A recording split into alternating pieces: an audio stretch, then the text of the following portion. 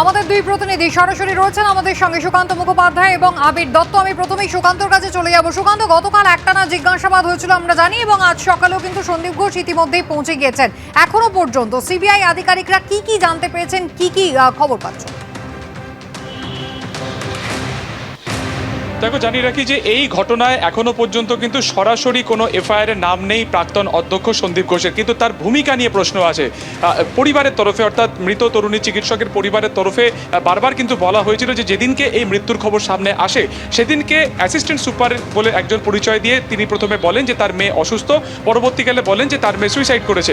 এক্ষেত্রে দাঁড়িয়ে হাসপাতালের যে ভূমিকা সেটা নিয়ে একটা বড়সড় প্রশ্ন আরও একটা দিক এই কারণে যে 11:30টার কিছু পরে তারা যখন হাসপাতালে আসেন মেয়ের মৃত্যুর খবর পাওয়ার পরে, এই সেমিনার হলের বাইরে একটা রুমে তাদেরকে প্রায় 3 ঘন্টা বসিয়ে রাখা হয়, এবং সেই সময় তাদের যেটা বক্তব্য, পরিবারের যেটা সিবিআইকে জানিয়েছে যে সেই সময় হাসপাতাল কর্তৃপক্ষ এবং পুলিশ ঘটনাস্থলেই ছিল এবং যেখানে দেহ মেলে সেখানেই ছিল। কিন্তু কেন পরিবারকে সেই সময় দেহ দেখতে দেওয়া হয়নি সঙ্গে সঙ্গে, কেন 3 ঘন্টা দেরি করা হলো, এরকম আরও একাধিক বিষয় পরিবারের তরফে বয়ানে কিন্তু বলা হয়েছে।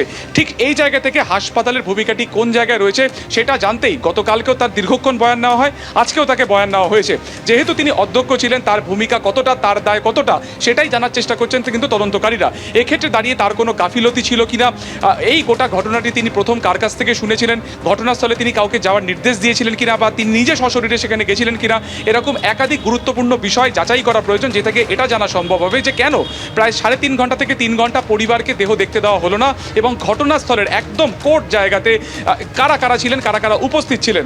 এটা একটা যেমন দিক, আরেকটা দিক হচ্ছে সবথেকে গুরুত্বপূর্ণ, যখনই তদন্ত চলছে, যখন কলকাতা পুলিশের তদন্ত মানে একেবারে এটা পুরোদস্তুর হোমিসাইড বিভাগ করছে, সেই সময় ক্রাইম সিনের ঠিক বাইরে, 3rd ফ্লোরের ক্রাইম সিনের বাইরে সেখানে একটা সংস্কারের কাজ হয়। তড়িঘড়ি কেন এই সংস্কারের কাজ সেখানে করা হলো?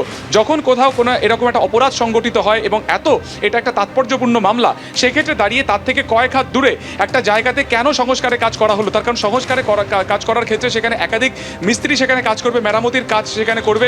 সেক্ষেত্রে দাঁড়িয়ে ঘটনাস্থল ট্যাম্পারিং হওয়ার বা তথ্য প্রমাণ নষ্ট বা তথ্য প্রমাণ লোপাট হওয়ার একটা আশঙ্কাও থাকছে, যে আশঙ্কার কথা সিবিআইকে পরিবারও জানিয়েছে।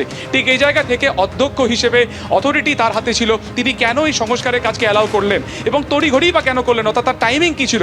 এটা সংস্কারের জন্য কি আগে থেকে কোনো রকম টেন্ডার পাস করানো হয়েছিল, বা এটা কি ঘটনার আগে থেকে একেবারে স্থির ছিল যে কোন দিন এটাকে ভাঙা হবে বা সংস্কার করা হবে? যদি না হয়ে থাকে, কেন একটা ক্রাইম সিন যখন রয়েছে, যখন সেটা তদন্ত চলছে, তদন্ত যখন অনগোয়িং প্রসেস, তখন কেন সেখানে সংস্কারের কাজ চলছে? এরকম একাধিক বিষয় তার থেকে জানা হচ্ছে।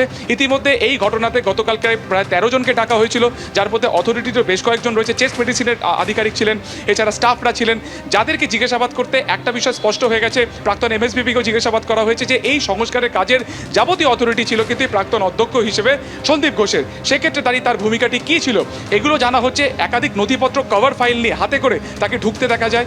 আজকে সিজিও কমপ্লেক্সের পিছন গেট থেকে তিনি ঢোকেন। সেক্ষেত্রে দাঁড়িয়ে সেদিনকে রাত্রে কারা কারা সেদিনকে ডিউটিতে ছিল রাত্রে, সেটা কিন্তু জানা যায়। সেটা জানার জন্যই তাকে ডাকা হয়েছে, এবং তার বয়ান এই কারণে গুরুত্বপূর্ণ।